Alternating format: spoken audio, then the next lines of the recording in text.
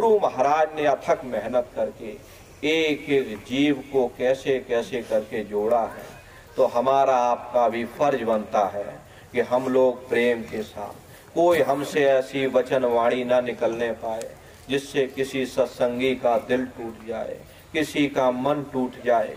इसलिए प्रेम प्यार के साथ एक एक वाणी को पहले तौलिएगा, इसका दुर्गामी परिणाम क्या होगा, और फिर अपनी वाणी को कहिएगा। ये प्रेम प्यार का सौदा है। संत मत एक प्रेम और प्यार का सौदा है। प्रेम प्यार के साथ आप आगे बढ़ते जाओगे तो ये परमार्थी राह पर आप चलने के काबिल बन जाओगे। तो प्रेमी भाई बहनों, प्रेम और प्यार के साथ इसी तरह आप संगत की सेवाओं में लगे रहिएगा। ये प्रतापगढ़ की संगत, प्रेमी भाई बहनों, गुरु महाराज की दया कृपा से गुरु महाराज बराबर प्रतापगढ़ में चिलबिला आश्रम बना था और इस समय चिलबिला आश्रम वहाँ मौजूद है। काफ़ी विकास वहाँ भी हुआ। बराबर गुरु महाराज जाते रहते थे। प्रतापगढ़ के प्रेमियों से गुरु महाराज का बड़ा स्नेह रहा। जब भी उत्तर प्रदेश का कभी दौरा निकलता था, प्रतापगढ़ बराबर जाते रहते थे। प्रतापगढ़ संगत का आज 1 महीना पूरा हो गया। आपने अपनी सेवाओं के द्वारा सभी प्रेमियों का दिल जीत लिया। आपने इस तरह से भंडारा चलाया है, आपने एक नजीर पेश कर दी है जो सभी हिंदुस्तान की संगतों को आप लोगों से सीखना चाहिए। तो प्रेमी भाई बहनों, ये प्रेम और प्यार का पाठ, ये अनुशासन जो आपकी संगत में पढ़ाया जा रहा, इसका अनुकरण सब संगतों को करना चाहिए कि किस तरह प्रेम और प्यार के साथ सेवाएं होती हैं। व्यवस्थाओं की कमी नहीं होती है, व्यवस्थाएं तो और भी होती हैं और संगतों में सेवाओं की भी कोई कमी नहीं, लेकिन भाव, प्रेम और प्यार के साथ जिस तरह से आप लोगों ने भोजन कराया, ये प्रेमी भाई बहनों अन्य संगतों के लिए नजीर पेश होगा।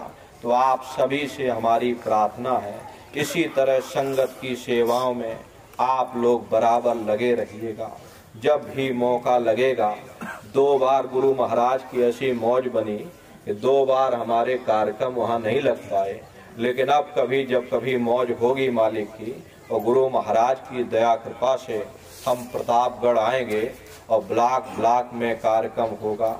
आप लोगों ने देखिए ऐसे लॉकडाउन के समय में जिस तरह से भंडारा चलाया, उस समय गुरु महाराज की दया कृपा से न जाने कितने लाखों लाख लोग पैदल रोडों पर चले जा रहे थे। उस समय संगतों से प्रार्थना की गई थी कि आप सभी लोग भूखे प्यासे लोगों को आप लोग भोजन कराइएगा।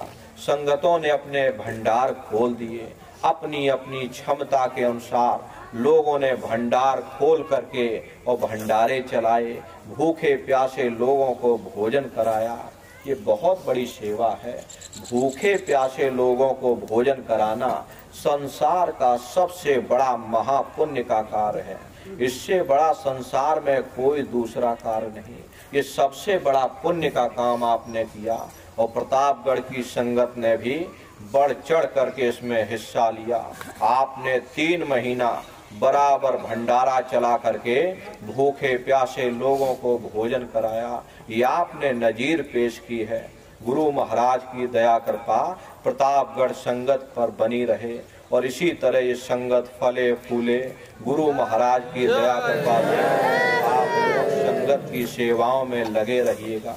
और गुरु महाराज जो आदेश दे करके गए हैं, शाकाहारी का प्रचार प्रसार अपने अपने क्षेत्रों में आप लोग बराबर करते रहना।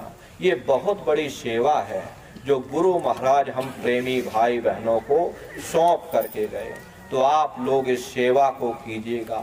एक छोटी सी भविष्यवाणियों की पुस्तक सन 70 और 80 के दशक में गुरु महाराज ने कौन कौन सी भविष्यवाणियां की थी, उसका एक छोटा सा संकलन बनाया गया। तो पुस्तकों का वितरण भी आपके जिले में जोर शोर से हो। देखिए गुरु महाराज की जो भी वचनवाणियां रही सन 70 और 80 के दशक में, जो भी भविष्यवाणियां गुरु महाराज कह करके गए हैं, वो सबके सामने आ रही। गुरु महाराज कहते थे कि ऐसी ऐसी बीमारियां आएंगी, डॉक्टरों की बुद्धि काम नहीं करेगी, कोई दवा नहीं मिलेगी। आज वही समय सबके सामने आ रहा।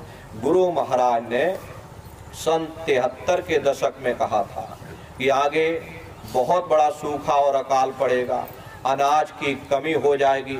बड़े बड़े लोग नोटों के बोरे में भर करके नोट ले जाएंगे और एक मुट्ठी अनाज का दाना नहीं मिलेगा। आज वही समय आ गया।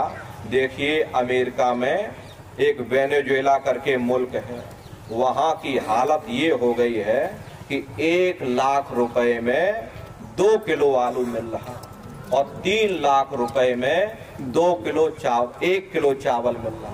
यानी 3 लाख रुपए में 1 किलो चावल और 1 लाख रुपए में 2 किलो आलू मिल रहा। ये हालत हो गई। कब? सन 73 के दशक में अक्टूबर के महीने में गुरु महाराज ने ये बात कही थी कि आगे एक समय ऐसा आएगा, लोग बोरों में नोट भर भर के ले जाएंगे और आपको अनाज नहीं मिलेगा। सब पूंजीपति बड़े बड़े लोगों का ध्यान गेहूं के एक दाने पर केंद्रित हो जाएगा। वही सबके सामने आ रहा। आज सुबह सुबह जब समाचार पत्रों में पढ़ा ये हालत वेनेजुएला देश में हो गई है, तो प्रेमी भाई बहनों, ये तो महात्माओं की वचनवाणियां हैं। गुरु महाराज जो भी बात कह करके गए हैं वो एक एक करके सबके सामने आएगी। समय की प्रतीक्षा सबने की है और समय की प्रतीक्षा आप भी करिएगा। बस आपको तो एक काम करना है, गुरु महाराज के संदेशों को जन जन तक पहुंचाइएगा। ये छोटी सी पुस्तक भविष्यवाणियों की आप लोग एक एक गांव गोद ले लीजिए। अगर सभी सत्संगी प्रेमी भाई बहन मिल करके एक एक गांव गोद ले लें तो प्रेमी भाई बहनों, एक एक गांव में मान लो अगर 400 घर हैं या 500 घर हैं तो 500 पुस्तक अपनी सेवाओं के द्वारा आप लोग घर घर में पहुंचा देंगे।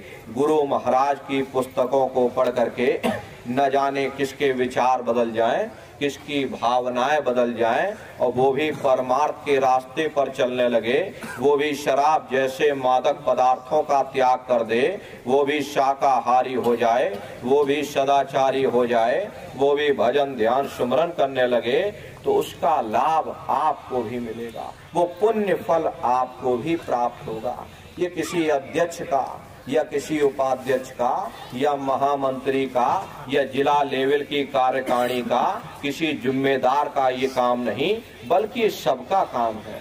सभी सत्संगी प्रेमी भाई बहनों की जिम्मेदारी बनती है कि गुरु महाराज के संदेश को जन जन तक पहुंचाया जाए। अरे धर्म के प्रचार प्रसार में घंटा 2 घंटा आप लोगों को समय देना पड़ेगा। देखिए, बहुत सी संगतें ऐसी हैं, लोग दिन भर काम करते हैं लेकिन शाम के समय में कोई एक गांव चुन लेते हैं, उस गांव में शाकाहारी का प्रचार करते और गुरु महाराज का संदेश सुनाते। ये रोजमर्रा का उन प्रेमियों का काम है। तो आप प्रेमी भाई बहनों को भी गुरु महाराज की दया कृपा से इस जिम्मेदारी को उठाना पड़ेगा। आप लोग एक एक गांव चुन लीजिए, आप लोग एक एक गांव गोद ले लीजिए कि भाई हम इस गांव को गोद लेते हैं, हम इस गांव में घर घर में गुरु महाराज का संदेश पहुंचाएंगे, घर घर के लोगों को शाकाहारी बनाएंगे। हरे नर नारियों, जब गांव बदल जाएगा तो ये पूरा समाज बदल जाएगा, क्योंकि परिवर्तन जब भी होगा गांव के द्वारा होगा, शहरों से कभी परिवर्तन नहीं होता। परिवर्तन जब भी होगा ग्रामीण क्षेत्रों से ही परिवर्तन होगा। गुरु महाराज कहते थे कि गांव गांव में भजन केंद्र की स्थापना करो, गांव गांव में गुरु महाराज की वचनवाणियां गूंजें, गांव गांव में सत्संग होने लग जाए। जब गांव गांव में सत्संग होने लग जाएगा, गांव गांव में भजन केंद्र की स्थापना हो जाएगी, जब गांव गांव के लोग भजन करने लग जाएंगे, जब गांव बदल जाएगा, ये समाज बदल जाएगा, ये देश बदल जाएगा। इसलिए धर्म के प्रचार प्रसार में आप सबको अपनी जिम्मेदारी, अपना कर्तव्य निभाना चाहिए। अरे गुरु महाराज ने पूरा जीवन समर्पित कर दिया धर्म के प्रचार प्रसार में। अरे 24 घंटे में घंटा 2 घंटा आप लोग भी समय निकाल करके धर्म का प्रचार प्रसार करो। गुरु महाराज के संदेश को जन जन तक पहुंचाने की कोशिश करो। तो इस सेवा को आप लोग करिएगा। ये माताएं बहनें हैं, माताओं बहनों की टोलियां बनाएं, क्योंकि प्रेमी भाई बहनों, गांव की एक मर्यादा होती है। पुरुष माताओं बहनों को नहीं समझा सकते या माताएं बहनें पुरुषों को नहीं समझा सकती, लेकिन अगर हमारी माताओं बहनों की टोलियां बन जाएंगी और ये माताएं बहनें गांव गांव में चली जाएंगी, माताएं बहनें गांव गांव घर घर में जा करके गांव की माताओं बहनों को समझाएंगे, पुरुष लोग अपनी टोलियां बनाएंगे, ये पुरुषों को समझाएंगे, नौजवान लोग अपनी टोली बनाएंगे, ये नौजवानों को समझाएंगे। जब सभी लोग अपनी अपनी जिम्मेदारियों को निभा लेंगे तो प्रेमी भाई बहनों एक वैचारिक क्रांति उठ खड़ी होगी। इसलिए प्रेमी भाई बहनों, धर्म के प्रचार प्रसार में इस तन से कुछ सेवा कर लो, वरना